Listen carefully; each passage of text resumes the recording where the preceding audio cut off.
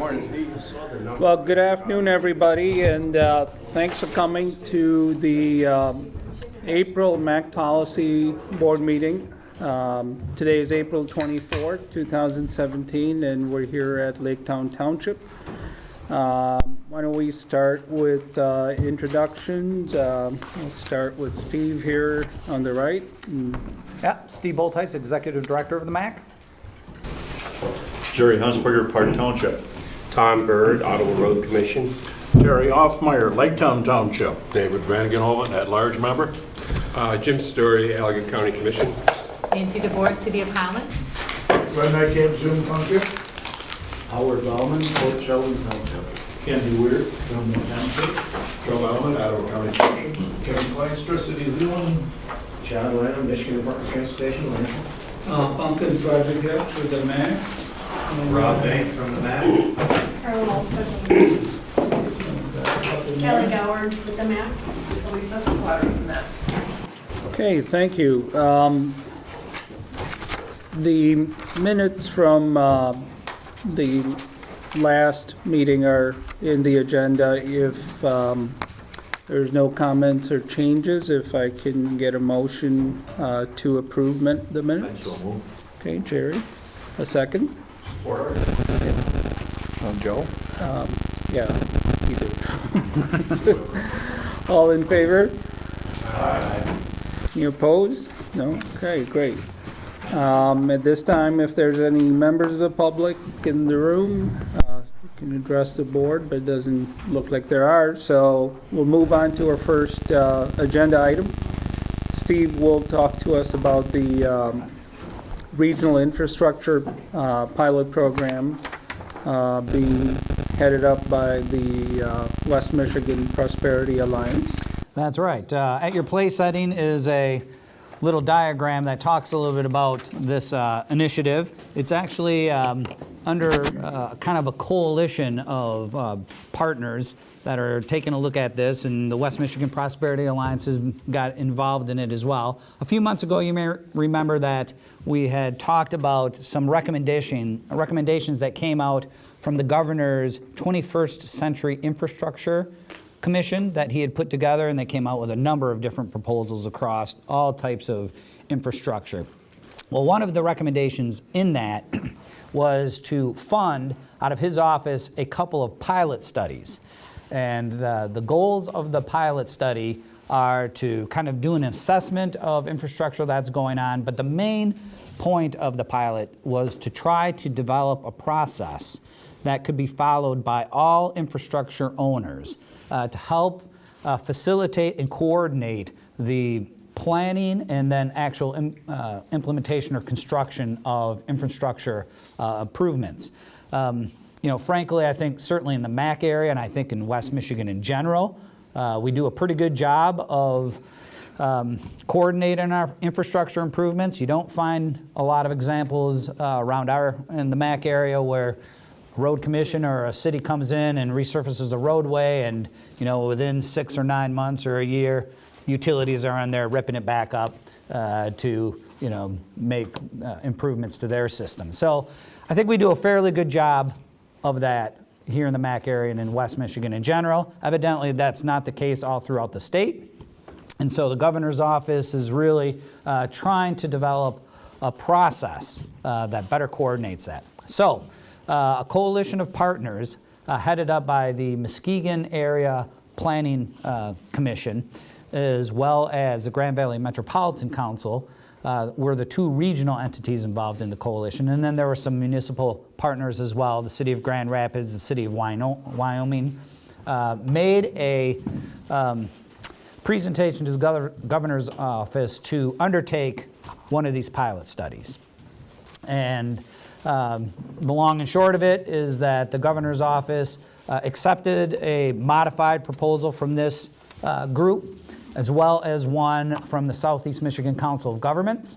So we have pilots that are going to be going on in West Michigan as well as southeastern Michigan, and we're moving forward in that process. And as the diagram kind of indicates, the intent of this is to do some level of inventory and assessing the West Michigan pilot study encompasses the 13-county regional prosperity initiative area that is also the same geography as the West Michigan Prosperity Alliance. What the governor's office liked about that proposal is that it has some larger players like Ottawa, Muskegon, and Kent counties, but also a number of those communities are very rural. So it kind of was a microcosm of the state in general. So if a process can be developed that can both work in larger urban areas as well as in more rural counties, that's something that's fairly applicable statewide. And of course, Southeast Michigan has a significantly larger population, so they're interested in making sure that the process was going to work as well. And what had happened is I was not involved in this initial group that made this presentation, but have since joined the effort, and they've asked the MACC to join the effort. And so I've been on a few conference calls with the governor's office and listening to their staff, and their intention and hope is that both of the pilot studies and the processes developed are very similar. So that what's going on in West Michigan is very similar to the process and so forth that would happen in Southeast Michigan, and then of course can be rolled out statewide. The amount of the award from the governor's office was $500,000. So to put that in a little bit of perspective, the proposal that was made to the governor's office was $1.75 million.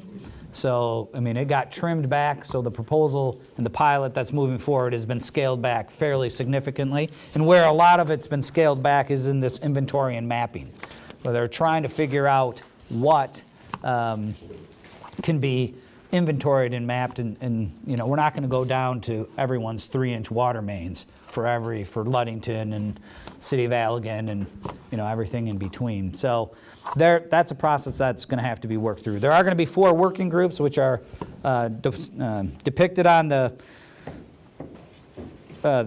org chart here. One is transportation, one is looking at your water as well as stormwater, wastewater. Then there's a committee that's related to communication, then lastly energy. The MACC and the staff here is going to be involved in the transportation as well as kind of a regional steering committee. So I'll be serving in that capacity. The Holland Board of Public Works is pledged to put representatives on both the one looking at water, wastewater, as well as the energy, and a representative from the City of Zeeland and Clean Water Plant's going to serve on the water, wastewater committee as well. So I feel for a 13-county area, there's good MACC representation in this. I'll certainly keep you updated as to what happens. The governor has a very ambitious schedule for this. He wants the report completed and submitted to him this time next year. So they're going to have to move fairly quickly. And I really think you can look through the chart here and see, they're trying to determine ownerships. They're trying to determine the data variables that should be put together as part of this. And I think one of the largest challenges is going to be to get that congruity between the east side and the west side on this, and something that can be rolled out statewide. So if you start hearing about regional or West Michigan infrastructure studies, this may be what they're referring to in this regard, and I'll certainly keep you up to date on it as we move along here. But it's a pretty sizable task, even with the modified proposal and smaller amount of money that we're working with. Any questions regarding that? All right. No? Okay. Well, thank you, Steve, and appreciate your time in that and keeping us in the loop. Kelly is up next and will share some information about a Great Lakes Commission grant application with us. All right. So there was a memo included in your packet about this grant application that was submitted. So we submitted a new application to the Great Lakes Commission. We currently have a grant with them that will end in September. If this grant were awarded, it would pick up in October, so that would be kind of nice to have that continuation of funding. So this was submitted on April 14. The grant ask was $194,000. Even, no change on that one. It was kind of nice how that worked out. The match, not so even, but we came up with the required match with a combination of MACC staff time and then partnering with the Outdoor Discovery Center. So they are putting some staff time into this, as well as some Project Clarity funding for the best management practices that I've got summarized on the next slide. So $45,000 cash from Project Clarity for the implementation of best management practices, and then $10,000 in kind from their staff working on the project. If this were to be funded again, it would start in October, and we proposed it for a 2-year time period. So the focus areas in the grant are Peters Creek, North Branch, and Nautilus Creek. The Great Lakes Commission requires you to limit your project area to 3 watersheds of that size. So we picked kind of our priorities based on the practices that we're doing. For this round of grant funding, they limited the practices that you can, that they will fund as eligible to kind of long-term structural practices, whereas the grant we have currently is allowing us to fund more kind of short-term practices or kind of one-time practices, like we're right now doing gypsum application, cover crops, residue management. So those are considered short-term practices in their mind because they're easily reversed. In this round of funding, they're looking for more long-term kind of structural practices that will be on the ground or installed for a longer time period to get a longer load reduction, sediment and phosphorus. And one thing that they added this year was a focus on soluble phosphorus, on dissolved phosphorus. And that's something that we have been looking at. We still don't know a whole lot about in the watershed, but it's something that people are starting to pay attention to, and there's a lot of research going on because it's already been shown that under reduced tillage, phosphorus becomes soluble and is lost through tile lines. So that certainly is concerning for us because we want reduced tillage to be out there. We want no-till on the landscape to reduce the surface erosion, but we certainly don't want that soluble phosphorus leaving through tile lines either. Because whether it's particulate phosphorus that goes in erosion or soluble phosphorus that's in the water, either way it's going to make algae grow in the lake. So we were approached by a local contractor about this practice called an iron enhanced sand filter. It's been used in Minnesota in urban settings, and they did one study for this filter in an agricultural setting. So that has been published by the University of Minnesota. And so essentially what this iron enhanced sand filter does is the iron in that sand will bond to that soluble phosphorus and remove it from the water. So this is kind of a schematic of it, and then here's a photograph of one.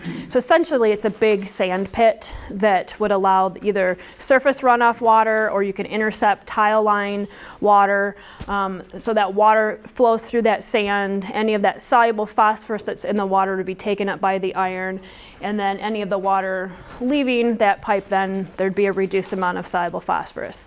And in the Minnesota study, on average, they were finding about a 66% reduction in the soluble phosphorus loads. And any given rain event, it could have been more or less than that. So since this is a fairly new practice, we thought it would be better to try to get grant funding as opposed to trying to talk a landowner into putting their own funding into a kind of an untested practice. So we found one farmer that's willing to put one of these structures in, and so it'll be somewhat of a demonstration, proof of concept, if you will, and because we will certainly have some kind of a monitoring with it. Because if this ends up being a feasible practice in terms of the amount of soluble phosphorus we can reduce with it, then we may look at expanding it and using it elsewhere. But we want to kind of get one out there first for a few years to see how it's going to perform and what kind of maintenance is going to be required, what's that investment from the farmer. And then the other practices that we've done in the past, 2-stage ditches, stream bank restoration, those were eligible practices. We have plenty of stream bank sites that we have visited in the past through Project Clarity and have not done those projects. So we're starting to revisit with some of those landowners. So if we get the grant, we will focus on some of those projects, restoring stream banks, because that certainly is a source of sediment to the watershed. And then 2-stage ditches have been a well-received practice in the agricultural community as a way to increase the capacity of the drainage ditch so water stays in that drainage ditch instead of flooding out onto the farmer's field. So that really is the benefit to them, keeping that water water in the field instead of flooding it out.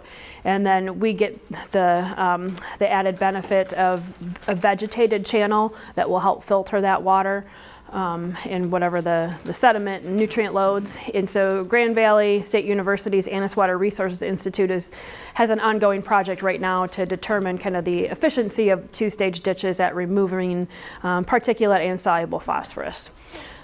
So that's what we proposed in this grant, was to kind of continue those practices, trying to get funding for those stream banks that we've looked at but not funded previously, and then this kind of pilot project, if you will, to try an iron enhanced sand filter. So are there any questions about the project itself? Yeah, Kevin. Is that on the farmer's land then, that Right. sand filter pit? Yes. Okay. Yep, and we've been in contact with the folks at the University of Minnesota that have done these to try to figure out what the design is based on how much runoff is going in, how big do these need to be, how deep. So we will continue to work with them as we site and construct. And then there's a local contractor who is really interested in doing this. So I think we've made contacts with the right people. And yeah, we'll just kind of have to see what the reality is once we're able to kind of scope out the field and size it properly. But the farmer was willing to let us try it. Is that something that needs to be fenced in, or you don't know? We don't know. I mean, it's basically a big sandbox. So. It looks on that picture like it's fenced in. Yeah, I think it's just it's like the dimension lines on here. I thought it was the other But, one. oh yeah, this one. Yeah, and this was in Minnesota, so I don't know if it was one of their kind of more of a test facility. But yeah, it is kind of hard to see in that picture. But yeah. Past your size standpoint, do they vary? I mean, it looks like it's huge, or it'd have to be huge. Right, depends on the volume of water that would come Right. into it, so how much acreage is being drained. And I don't remember, we had looked at some dimensions. I don't know, Rob, do you remember dimensions off the top of your head? They're not small. Yeah, they're fairly sizable. I want to say maybe like 20 by 30 feet was for like draining 30 acres. So. Kelly, are you able to get any engineering help from the Water Resource Department, or like for Ottawa County Drain Commissioner? I mean, we certainly have worked with them in the past. We have not talked to them about this particular practice. Right now, we're getting that assistance from the University of Minnesota. So they've got some standard designs that they would provide and assist us with. Kelly, this is an iron enhanced sand filter? Right. Is that something that's added to the sand, or is there sand out there that meets a certain level of iron in it, or don't you? Right, I think either or. Again, I know we have the information. Do you remember, Rob, what they said about the source of sand? Kind of an industrial byproduct with iron slag is mixed in with the sand. And we were told there was a local supply for it. Yeah. And so that would certainly impact the price of where we can get the source of the iron. And phosphorus will adhere to that. Right.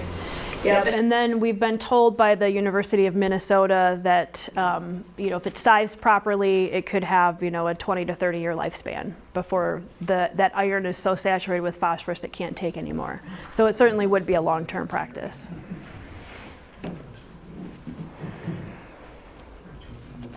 So excellent questions. So then at this point today, we are asking for the board to authorize the executive director, Steve, to enter into a grant agreement should it be awarded. At that time, we're not exactly sure how that timing will go, so we always like to ask for that authority early in the process so we can expedite that once it is awarded. Second. All in favor? You opposed? Okay.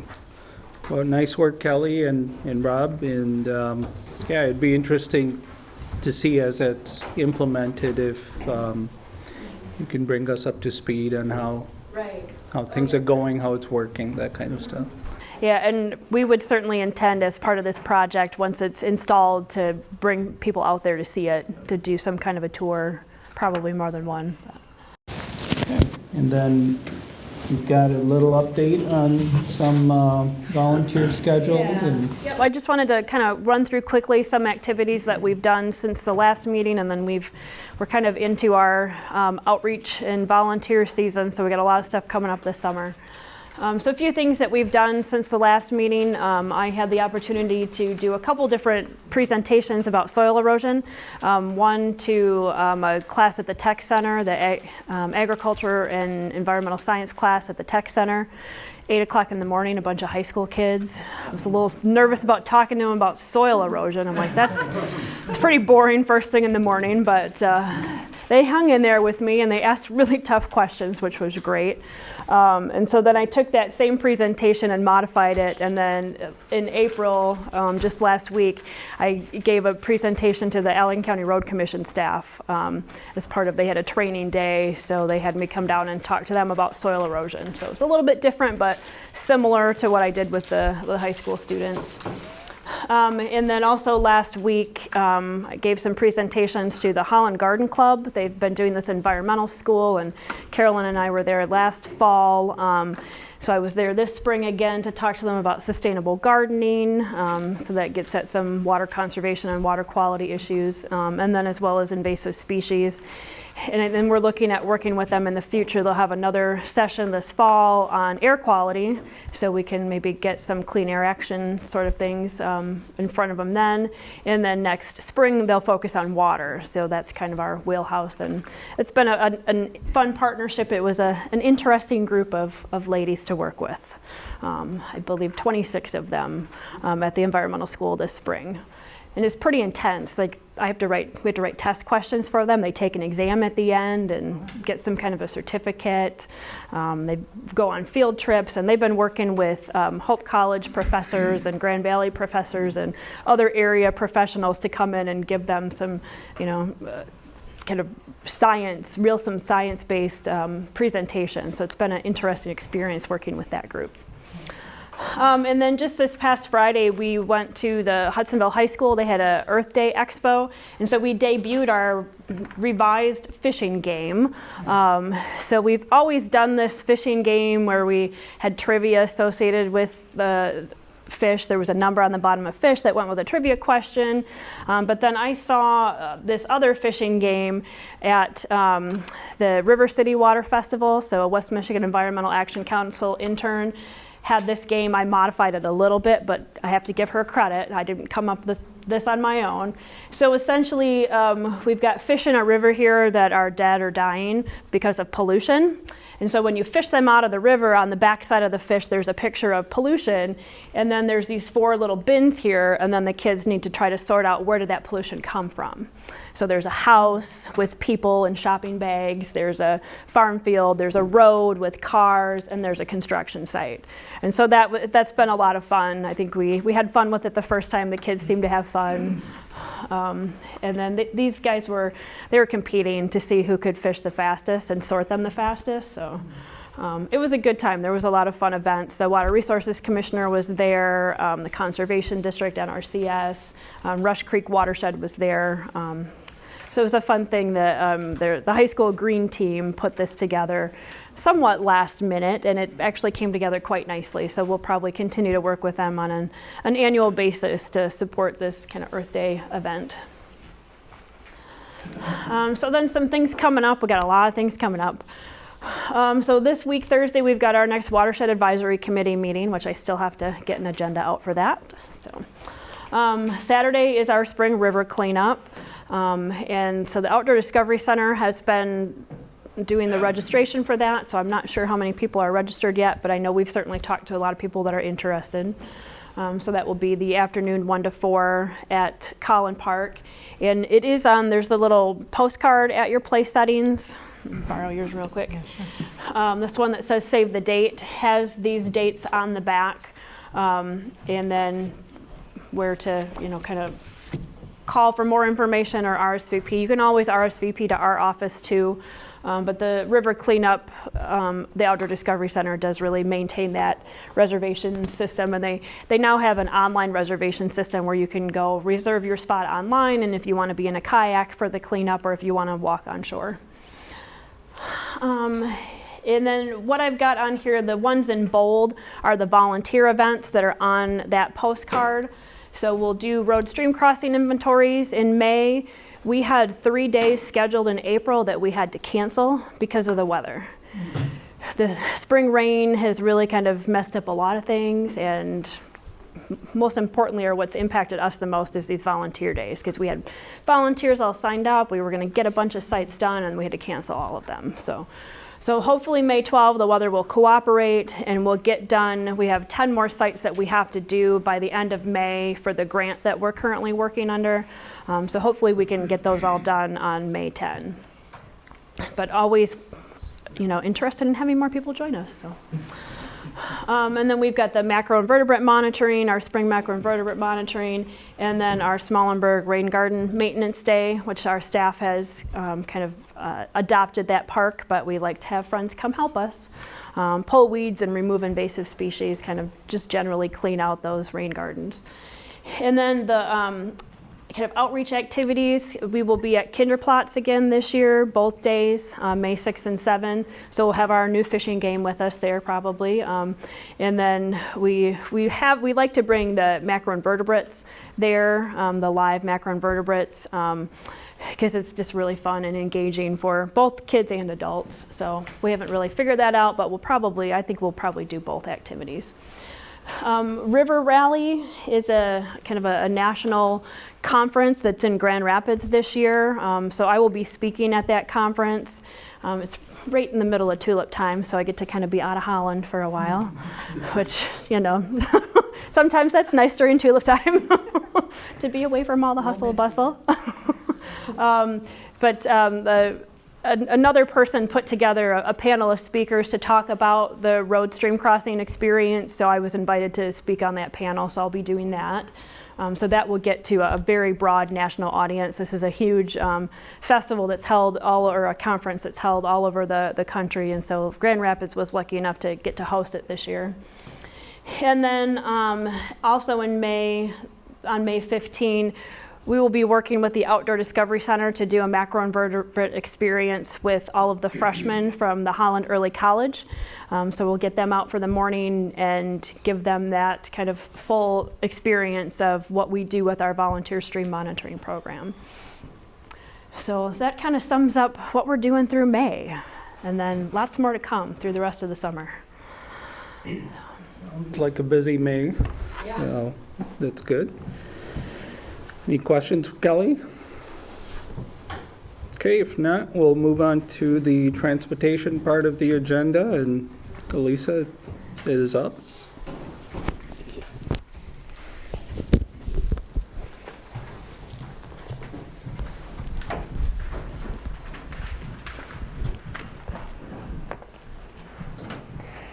Good afternoon, everyone. I wanted to follow up with you, and last month I gave you some highlights about Green Commute Week. As you know, that is a program that the MACC has been involved in. This is our 10th year. We have planned that effort, but it definitely comes about through a partnership with many different organizations. And today I wanted to give you 2 invitations. The first is the Commute Challenge, and this is an important piece. I talked briefly about this last month, that we ask everyone who participates to record their miles, and then once we have our total mileage, we're able to look at air quality impacts. So this is definitely beneficial for our region to be able to do that. So I'd like you to give some thought to an invitation that's at your place. Commute Challenge instructions are there, and it's super easy. All that you have to do is encourage other people. It would be awesome to have multiple local government teams. And today, the MACC green commuted. We had several of us leaving. We had a few staggered times, but we carpooled. So we had multiple vehicles at the office that are still there. that's an example of Green Commute. And the benefit is you get to record your miles. Anyone who participates 2 days out of the week, that's 2 meetings, will then get credit. They can wear a Green Commute pin, they have free coffee, they can get discounts. And I shared with you last month a number of different restaurants where they can be rewarded. But they can also ride the MACC for free the entire week. So we also have prizes, and the neat thing about it is that you get recognition for your participation. So it's carpooling, walking, biking, using the MACC. And the neat thing too is that you can see in blue, on our website we have a registration tab to sign up and to record miles. So you really have to do nothing, just encourage others to do it, and then we benefit by having those additional miles that we can show effectiveness of our program. So that's the first invitation. Information is at your place. The second is, last month I did not have details finalized, and there were several of you that asked about the leadership ride. That's a tradition. It's an opportunity for you to get out on 2 wheels and get to see the MACC area from a different perspective. And we have someone who has agreed to organize that ride for us. It's an evening ride, Thursday the 18th. So there's a half-page sheet. And if you do not have a bicycle, if you don't have a helmet, you're still welcome to join us. All we ask is that you RSVP, and we can provide a bike for you and a helmet. And the group will have, thanks to Holland Hospital, who's going to be hosting a smoothie truck at their facility. That will be a stop along our way. So kind of fun, but again, it's an illustration of the different partners that are at work, and that's also, I have to give credit to the Ottawa County Department of Public Health that's been helping us organize that. So those are the 2 invitations I wasn't prepared to give you last month. Now you have them, and just wanted to ask if there are any questions. All right, well, I look forward to seeing you on the Thursday evening, the 18th. And we are praying for good weather. Yeah, good weather would really, really help us out. Well, thank you. And I think next up is a review of the Unified Work Program, Elisa. All right, so what I wanted to do, first of all, is just review. During our March meeting, we discussed several different tasks that were proposed for the upcoming fiscal year. And I recall summarizing some of the planning requirements that were shared with us by the Michigan Department of Transportation. Mr. John Lanham's here, and he was part of our pre-UWP meeting conversation. And we also had, we reviewed a number of different elements that need to be in our UWP. And I thought it would be good for this month to talk a little bit more about some of the requirements of the final planning rule. During the last year and a half, maybe 2 years, I've been getting up to share with you notices of proposed rulemaking, and one of them was for state, non-metropolitan, and metropolitan planning organizations. So in a nutshell, it spells out in great detail everything that we as metropolitan planning organizations must do.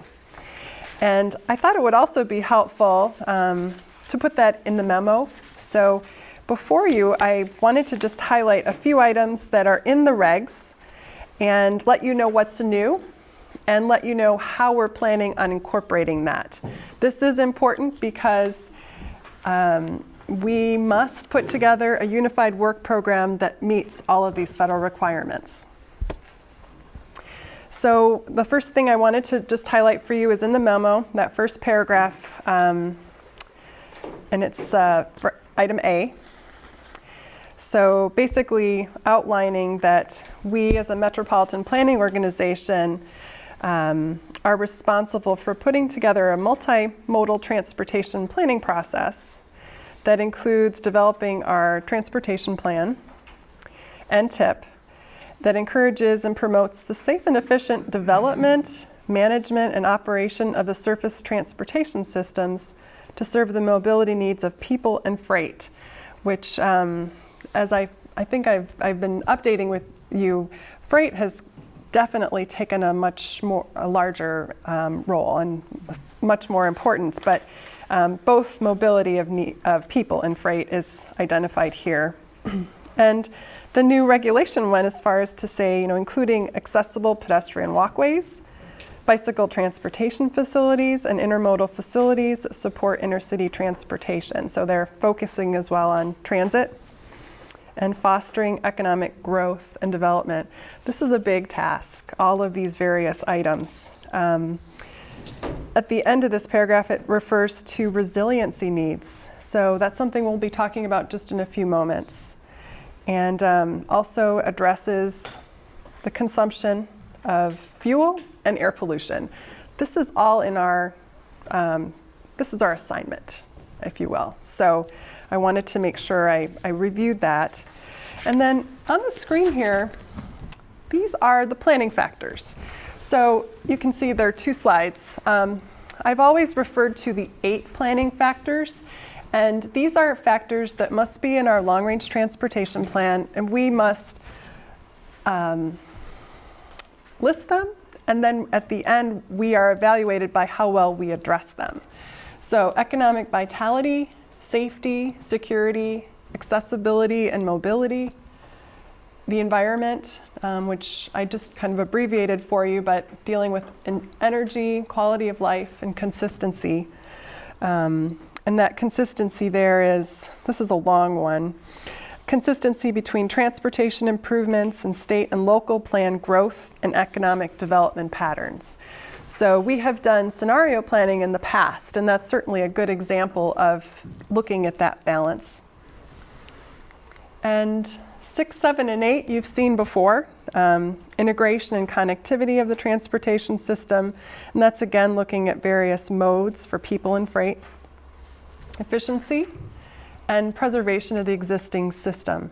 There are 2 new planning factors that have been added, and these new planning factors are improving the resiliency and reliability of the transportation system and reduce or mitigate stormwater impacts of the surface transportation. So that's 1. And then 10 is enhancing travel and tourism. So we have to be creative about this in terms of looking at our existing system and how we're addressing these topics.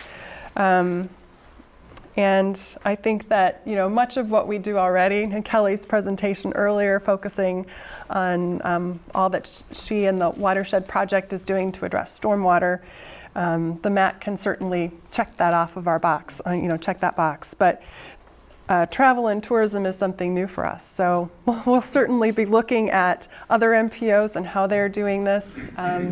We'll certainly be looking at MDOT for some guidance on this as well.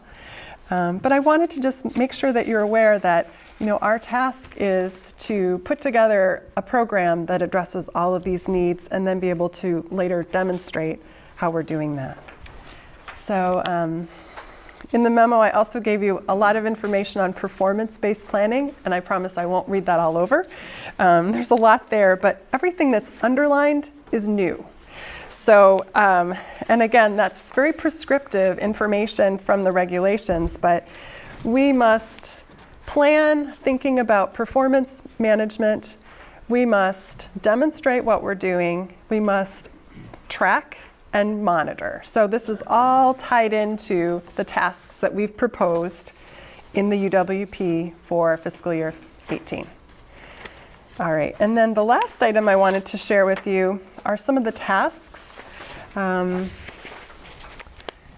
So M231, I talked about last month, so I won't be going over that again, just to say that the task is presented here for your review. And next month, we would like to bring the complete document with all of the tasks in the UWP for your review and approval. This language was literally pulled right out of our long-range transportation plan and dropped onto this page, explaining the background on the project, why the MACC was involved, what our hope is in terms of working with partners, and basically there's an evaluation of data. We'll be working with MDOT on that. And so we want to make sure this is a formal task so that we can devote some time to that task.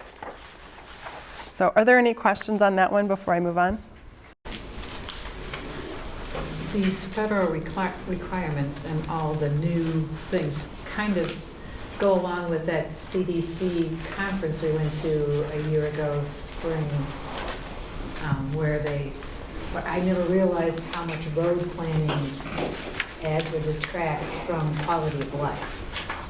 So it's a much more holistic perspective on the federal government's part in just building roads.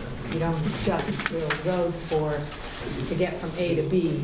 How you build them and what you put around them are all important things to consider in light of all these other quality of life things, right? Yeah, that's a good point. Much more comprehensive and holistic. Thank you. Yeah, that's a good point. Thank you. Yeah, and that's something that we do an analysis of our transportation plan to look at the impacts. So we have a variety of factors we need to consider. So the next item I thought would be helpful is task 4.3, which is in your packets, is the long-range transportation plan implementation. And this, as you know, we approved our long-range transportation plan not so long ago. And right now we're working on implementing it, but we have been asked to consider those 2 additional planning factors. So looking at resiliency and looking at travel and tourism. Those also need to be included and addressed in some shape or form. So we're going to be relooking at our transportation plan to see how it addresses those 2 planning factors. And we need to make sure that the language in our Unified Work Program addresses that. So in yellow, in the memo, I just highlighted that. And we'll do the best we can to address it. We'll be, I'm sure, working with our partners and other MPOs to make sure that that's thorough. All right. Is this mandated by some bureaucratic entity? And are we doing this because we think it makes sense, or because we're paying lip service to something that we have to do just to comply with some arbitrary requirement? I would tell you that we are required to follow the final rule, and we must address to the best of our ability. There's still the flexibility for each MPO, recognizing that we're so, just in the state of Michigan, we're so different. Different sizes, different abilities of staff. What the MACC can do and what SEMCOG can do is very different because of our size, our geography. So there is some flexibility in terms of how we go about doing this. And, as staff, we certainly try and take advantage of those partnerships that we have, working alongside with them. And we've certainly been able to do a lot more by working with other partners. So I wouldn't say that, it has to be a cookie-cut solution, but the final regs have to be addressed to the best of our ability. And it's something that's the challenge for planners, to look at, the various needs and how we go about balancing that. So that's something, and that's why I wanted to make sure I brought that to you, because we need, as staff, we need your help to make sure that we are accomplishing this task. And also making sure that the MACC's goals and objectives that are unique are being addressed as well. So, Are there consequences for not including this language, or including the language and not somehow or another making sure it's implemented? well, that's a good Tom, if you don't mind, Sure. I'll just jump in and say that the rulemaking has been promulgated by the FHWA and the FTA, and all entities, all MPOs are obligated to adopt and implement the rules, as well as us, the state, as well. Of course, consequences, I don't think what the MPOs have to do will be looked at as being that onerous. So I think you can sort of rest easy in that regard. And as far as the performance measures go, you can, the MPOs have the option of adopting what the state does, what we at MDOT adopt. That makes it easier as well. These rules, as I said, they come from the federal government and they have to be implemented. So. And we have to implement them as well. Is someone going to be inspecting, and if we fall short in some manner, is our funding jeopardized? Well, the two Well, places. if you certainly, well, if an MPO decided just to ignore them, then yes, there would be the consequence of federal government withholding funding.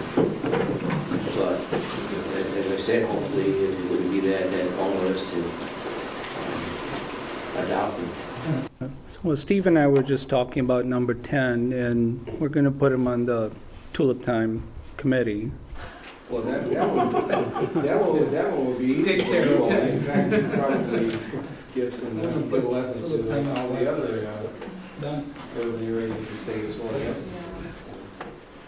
I think, it's not, I have not worked with that task before, but I feel that we have a good working relationship with many different organizations. The Visitors Bureau, for example, they are on our Green Commute Planning Committee, and they can certainly help us with that. So, there are things that we can do that we're already doing. It wouldn't necessarily require additional time, that we can just fold it in. Promoting the MACC area and our transportation network is something we do on a regular basis. So I'm not intimidated by it, but I think the challenge is, we need to be creative in terms of how we address it in our long-range transportation plan and our TIP. And then we're responsible for reporting in a way that the public can understand. So we're going to have to come up with just non-technical language maybe to report what we're doing, to track it, to make people are aware what we're intending to do. And so. I think as Mary, as you suggested, that the federal government is looking for long-range transportation plans of areas to reflect and help these factors being sort of coordinated in a way, and that transportation is viewed as important to the quality of life of the community, and that there is emphasis given to the other important areas such as the transit and non-motorized areas. And that's what the federal staff will look for when they evaluate the long-range plans of the MACC and all the other fields as well. It's that language that ties together all of these various factors.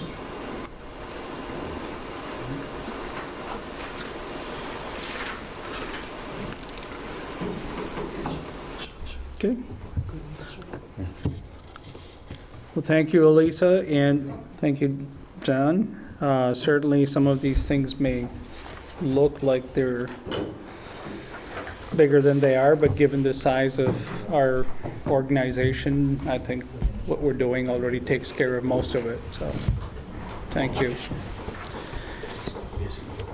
Okay, so next up, I think we have Steve about building an age-friendly Holland Zealand. Right, Elisa, if you could just advance the slide for me a moment, please. Thank you. So I know some of you are aware of this ongoing effort that has been started by a number of community organizations, but there have been a couple of community-wide conversations about building an age-friendly Holland Zealand. It is being spearheaded by Community Spoke and Patrick Sisler there. You may know Patrick, along with the leadership from Evergreen Commons and Rest Haven has been involved in this effort. I think a couple other organizations as well. And they had a couple different community conversations. I know some of you were involved with those. And the long and short of those discussions was that they chose to focus on transportation as an area that this group wanted to direct a little more attention to.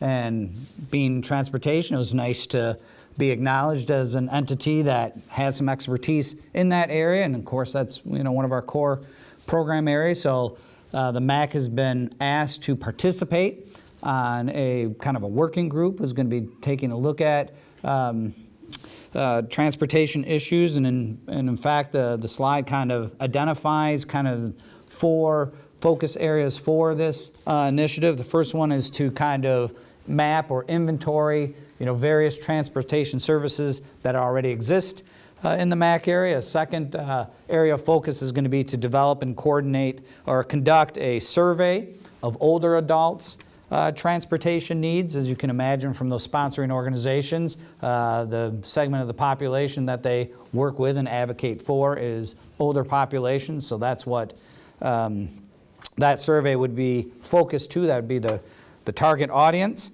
Once they've collected some of that data, they'd be kind of looking at the results of those survey findings and strategize on how transportation may be done differently to better meet some of the needs that had been identified in that survey process.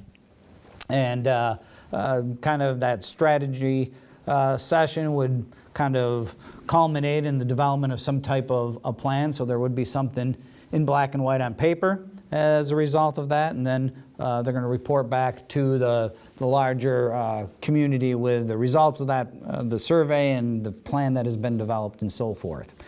Again, since this is focused on transportation, I thought it was important that we be involved in that. So I have committed to being part of that conversation and effort moving forward, certainly, and I will, again, similar to what I said earlier, we'll let you know what transpires and what is the outcome of that effort as well. So I know there were some other entities that were involved. Some of you were all involved in that effort as well. I don't know if there's anything you want to add to the conversation, but that's where that process is at this point. Any questions regarding that and where it's headed?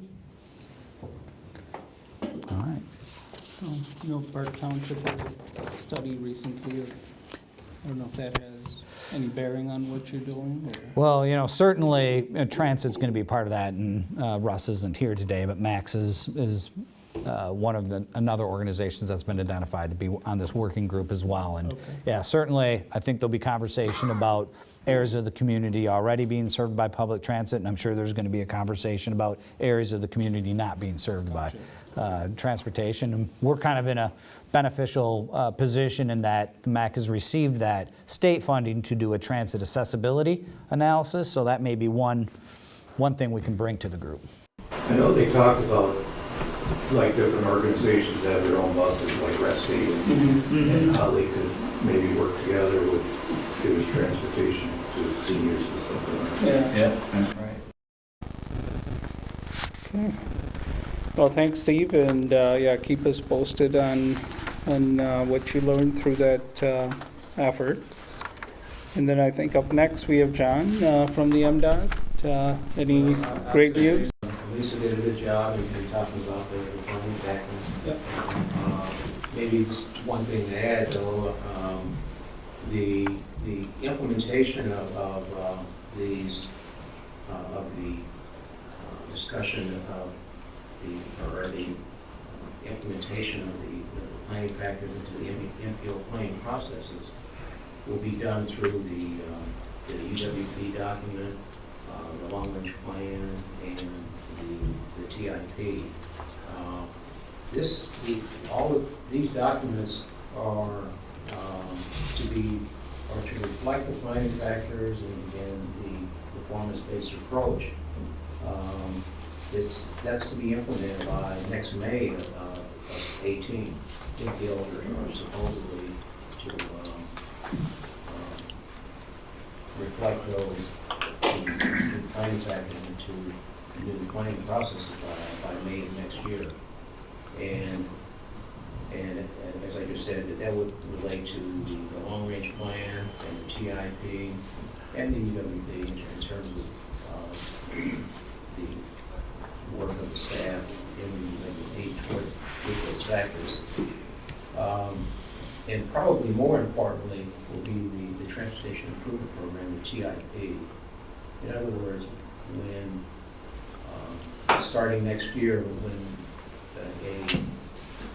the TIP is amended at all, that the projects in the TIP will have to show that they are related to one of the performance-based measures.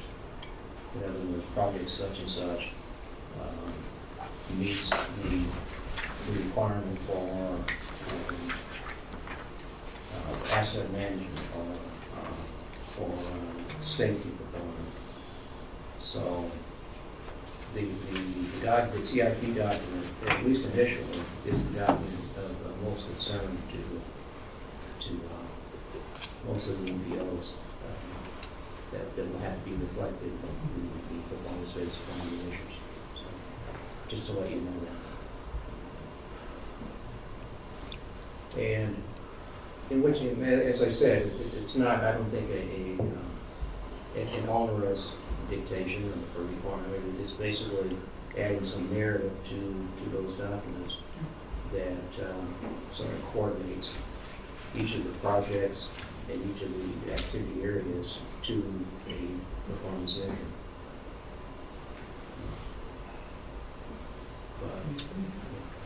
It's kind of like a wellness perspective, right? In some ways, it's kind of putting social values on a transportation system. So it's not only and always about car transportation. We have to consider all that makes the quality of life in moving people or product. So it's walking is important, and being able to not drive, being able to access public transportation, and at all stages in your life as well. So this age-friendly deal really fits with that whole thing. And we're all the better because of it. It adds to the quality of the region in being able to say this is what we can offer if you move here or if you stay here. Yeah, I think that's well stated. The only problem, I guess, with the states and NPOs have had with the rulemaking is that there's a lot of activity and that NPOs and us at the state level have to do also that that was not funded, let's say. In other words, that we have to include a lot of these activities and expenditure resources within our budgets, and the federal government didn't provide any funding for us to do that. So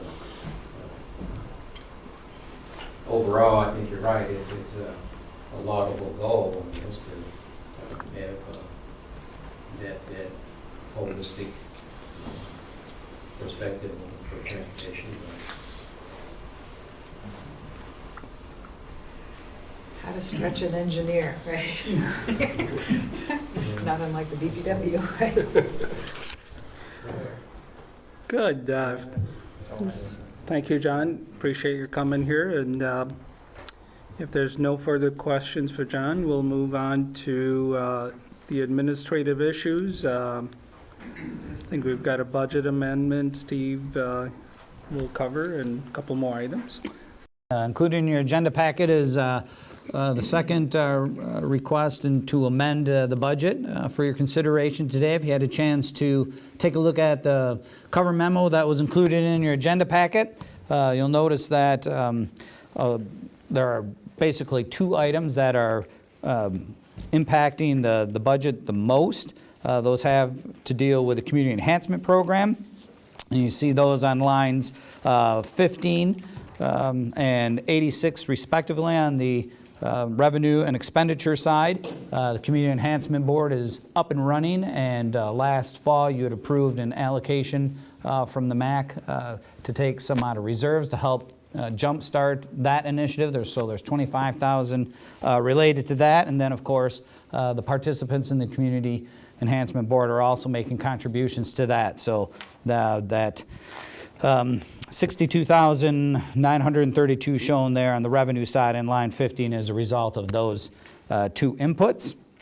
And then you'll notice if you took a look at the expenditure line item, it's a pass-through for projects that board seeks to fund. Also, there were some additions related to the Downtown Holland traffic study. The federal funding that's going into that effort has remained the same, but the scope has grown a little bit, and thus the budget has grown as well. The additional revenues are being provided by other participants in that study. That's that 30,000 that you see on line 48 under revenues. And then you'll notice a couple of other smaller items that are being done to kind of align the budget to what happened in terms of when work was finished and when things got billed, and created a couple of anomalies in the financial report. Referring to what's happening there on lines 6 and 7 with our Phase 1 and Phase 2 watershed studies, so it cleans those up as well. A couple of other small items that came in on lines 11 and 12 there for some work that was done by MACC, or a small payment that was received. So all told, the adjustments to the revenue side are shown there at a little over 94,000. On the expense side, as I mentioned, line 56 is a larger one there, some additional resources going into the Downtown Holland study. Likewise, there are a couple of other small items at the bottom there for non-motorized line 60, as well as that Phase 1 on line 76, receiving some small allocations as well. And then, of course, the big one being line 86, where that passed through for the work of the Community Enhancement Program, almost 63,000 there. So all told there, line 114, in terms of adjustments to the expenses, we're at a little over 95,000, which still, as amended, we're still very much in the surplus category overall. Be happy to answer any questions regarding any of those adjustments. Steve, I've got one on the community enhancement. Is any of that money that's going to be presented to different things that might happen this year, is that only going to be for the people that participated in gifting for that, or is everybody of the whole 12 entitled to any part of that as we go? Yeah, yet to be determined. The Community Enhancement Board has had 2 meetings now, and we really focused our efforts on organizational details. We took a look at bylaws. We're now working through operating procedures and policies. Some of those are related to allocations and who's going to be eligible and what's going to be eligible for funding and so forth. So that's an unresolved question at this point about who are going to be eligible recipients of funding from the group. Okay, thank you. Steve? Mm-hmm. Line 60. Yeah. Could you explain what that project is? Yep. In terms of that additional 7,500. Mm-hmm. So there were 2 components related to that. One was staff was trying to have retain the services of a nationwide expert, Ian Lockwood, to come in and talk a little bit to our community about enhancements to generally the non-motorized network, but other community enhancements as well. Unfortunately, when his proposal came into us, it was beyond what's available even in an amended budget. So it looks like that is going to have to be set aside, at least in the short term. Hopefully we can come back and do that at some other point. Another effort that we're pursuing, and it's related to the 8th Street trial, is taking a look at establishing a temporary bike lane on 8th Street from essentially at the west end would be down by the east end Russ's. So they're at 8th Street in Chicago Drive, and then proceeding east through the intersection with US 31 up to and actually a little bit beyond Waverly Road, easterly. So that section of 8th Street had been identified as a potential for the installation of a bike lane. And so this trial was to establish a temporary bike lane system, which involves masking out the current pavement markings. In this particular case, that's a 4-lane roadway currently. It would be reconfigured so that it would have 2 travel lanes, one eastbound, one westbound, and then the establishment of a continuous center turn lane. And then that would free up with that additional lane available, or the width of an additional lane, we would establish the bike lanes. So that's, we've been referring to it internally as a pop-up bike lane. So, but it's a temporary reconfiguration of that roadway to see if a bike lane would work and what the impact would be on traffic movements and so forth. So there's some costs associated with that. Of course, you have to buy the masking tape, which we've learned is not an inconsequential amount of money. And of course, you need to have cones and so forth. The MACC doesn't own any of those types of things, barricades and such, so we'd have to rent those from a signage company to do that. And then, of course, we don't want to have volunteers out there without adequate protection, so we've incorporated into that budget to have police protection as well. So shutting down sections of the road as we make the adjustments. And so, you know, those are the 3 main elements of that. And that exceeded that 75 that was already in the budget. So that's what that would go towards. So the full $15,000 will go for this 1-week pop-up bike lane demonstration? No. So the original $7,500 was to help underwrite some of the expenses of the activities that Elisa was talking about before in terms of our other green commute activities. So this, you know, the additional funding was to be for Ian and the pop-up. Now it's looking like it's going to be used for the pop-up. The 7,500. The 7,500, yeah. And that's about a 1-week trial, as I recall? Correct. During tulip time? Actually, after tulip time. The week after tulip time. Yeah. No, not during tulip time. Good. So you obviously coordinate with the city then on that, or? Well, actually, we're involved in this because it's an intergovernmental project. So the section of, we call it 8th Street, and I'll have $1 for anyone who knows what that section of roadway actually is between Chicago Drive and US 31. It's not. If you looked at the road commissions, you're not eligible for the contest. But it actually has a different legal name, which we never use. But that section is between Chicago Drive and US 31, and then between US 31 and up essentially to Paw Paw to the east is under the jurisdiction of the city of Holland. So. Interesting. Okay. So if there are any other questions, a motion to adopt budget amendment number 2 as presented would be appreciated. So moved. So it's moved by Terry, supported by Kevin. All in favor? Aye. Any opposed? Okay, motion passes. Steve, you're up next for a couple more things. Budget overview for 2018. Yeah, I don't want to leave you hanging, but my understanding is that that section of 8th Street is called Woodbridge. Woodbridge? Yeah, when you look back in older maps, I think it's Woodbridge. And actually, if you look at the Ottawa County Road Commission's traffic count listing, you know, they'll say Woodbridge there east of. Actually part of Holland Township. Yeah, part of the federal district there. Yeah, there's a little section of Holland Township called the Federal District that comes past. Weird. Yeah, pulls in Hart and Cooley and. Yeah. The school there that was federal school. Yeah, right. Yeah, where Dreesen goes set up shop. Well, no, I think the ISD has it now. Yeah, right. Yeah. Boy, getting a little local history lesson here. Yeah. All right, so we are, staff is currently involved in working on the FY18 budget, and if someone could advance the slide again, I'd appreciate it. One more. Thank you. So certainly just want to kind of give you an overview of how things are shaping up in the development of the FY18 budget. just point out a few things on the revenue side. When I talk about CPG, as you see up there, CPG funds, that's what we now call the Consolidated Planning Grant.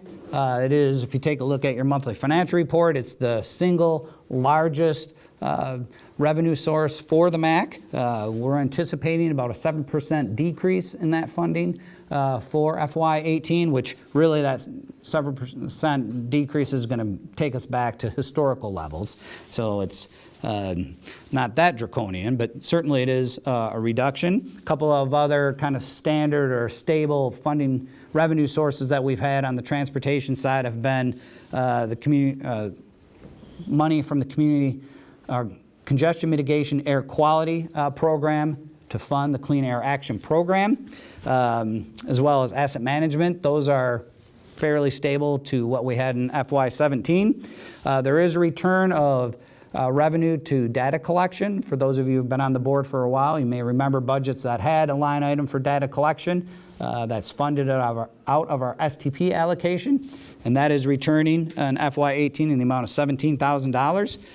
Jurisdictional dues, the dues that you provide based on population, is going to see a 0.4% increase based on the Census Bureau's latest population estimates. The silver lining in that, it equates to about $800. The silver lining in that is it's higher than the average annual increase that we've seen over the last decade of 0.4%. So hopefully the Census Bureau soon kind of catches up with the growth that we're seeing in the area, and we'll get something that's a little bit more realistic in terms of what we're seeing in population and growth. But right now it's at 0.4%.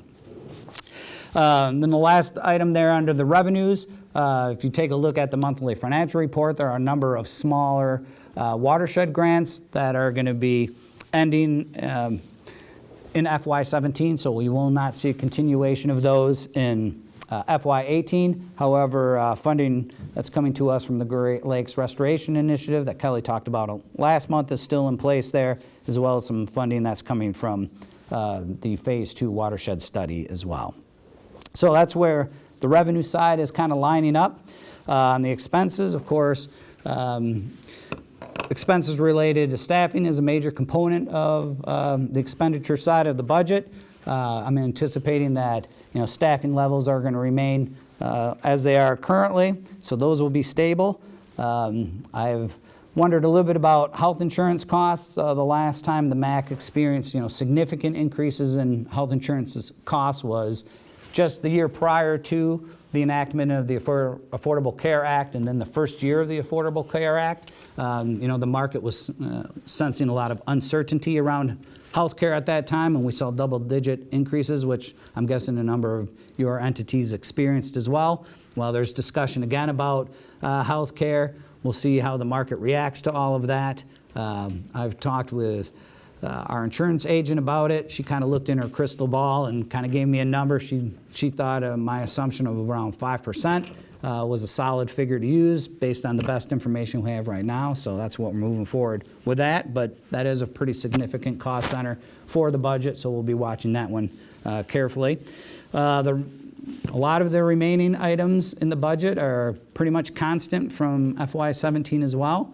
So that certainly is something we'll have to watch in terms of other line item expenditures. But feels to me like it's coming together fairly well. And my intention is to have a FY18 budget for your consideration at our June 5 meeting. So that's where we're at. Thank you, Steve. And then up next, you've got the monthly financial report. That's right. This monthly report marks the halfway point of our fiscal year. So we're 50% through the fiscal year in that regard. Revenues almost at 50%, 44.9. Our expenditures are at 30.6%. The budget amendment that you approved will clean up a couple of these anomalies that you've seen in the budget, like line 8, line 12, 13 will be cleaned up with that budget amendment. Be happy to answer any questions regarding that. Hey. And none. Also included in the packet was a summary of the last executive committee meeting, and be happy to answer any questions regarding that report as well. Okay, if there's no questions, then we'll turn it over to Terry Hoffmeyer. Thank you for hosting us today, Terry, and Well, it's a pleasure to do it, and certainly we are happy to welcome everybody. Rather than talking, I put a few things on the desk. Nice little colored one. There are free things left in this world. We do free concerts in June and July out at the Felt Mansion. The other little plainer one is tells you when tours are available out at the Felt Mansion, and we point out that Mondays are free to seniors, so if you're a senior, you can come down on Monday, you get free tours. And you're wondering, why don't we do them on Thursday, Friday, and Saturday?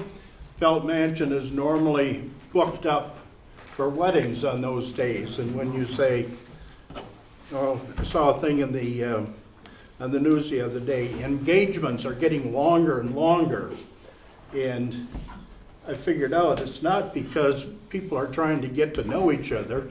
You just need that much time to schedule your wedding if you want a particular venue. If you wanted to be married at the Felt this summer, you're out of luck, and you're rapidly running out of dates for next summer. The third thing, can I borrow this for a second? We just sent out our newsletter. I include a copy of that because it just has a ton of information in it on Laketown Township. One is a map of all of our parks. We have about 300 acres of parks that are available to the public. It'll tell you what goes on in each one of them, and if you need a lot more information on our state equalized values and how we've grown, that's all in there.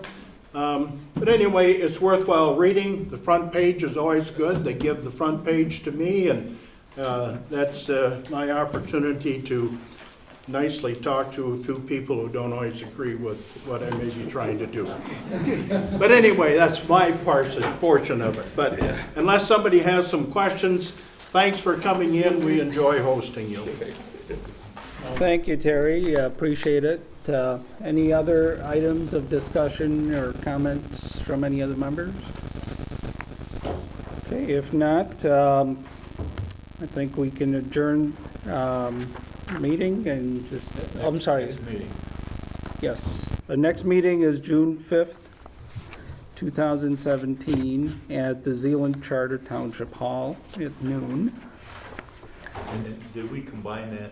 Did we cancel a meeting? Right, so that's out of our normal meeting cycle, and that's because we're combining the May and June meetings on the 5th. And as I just mentioned, agency budget will be on the agenda, as well as approval of the FY18 Unified Work Program, so please let us know if you will not be able to attend. We want to make sure we have a quorum that day. Thank you. Okay, wonderful. Well, can I get a motion to adjourn? So moved. Second. All in favor? Aye. Any opposed? All right.